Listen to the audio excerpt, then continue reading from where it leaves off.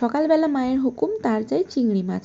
এবার চিংড়ি মাছ আনতে তো বাজার যেতে হবে, তাই মায়ের আজ্ঞা পালন করার জন্য চললাম বাজারে।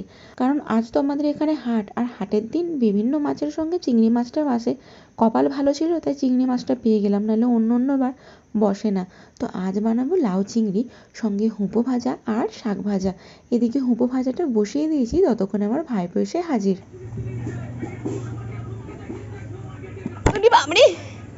দেখছো কি আক্কুটে বদমাস, কথা নেই বার্তা নেই, অমনি এসে দুম করে পিটিয়ে দেয়। বৌদি তেল মাখিয়ে রেখেছে চান করাবে বলে, ও কোথা থেকে কালি ঝুলি মেখে ভাঙা মগ নিয়ে আমাকে মারতে চলে এসেছে। কোনো কথা হয়? এদিকে আমাদের গোলাপ গাছে দেখো কত গোলাপ ফুটেছে। ভেবেছিলাম গোলাপ গাছটা হবেই না, মরে যাবে। সেই গোলাপ গাছে যে এত গোলাপ দেবে বুঝতেই পারিনি। তারপর দিদির হাতে ভাত খেয়ে চলে গেলাম মাঠে। আর শীতকালের মাঠ মানেই তো সর্ষে ফুল, আলু চাষের মাঠ। এইসব দেখতে দেখতে দিনটা যে কখন কাবার হয়ে গেল বুঝতে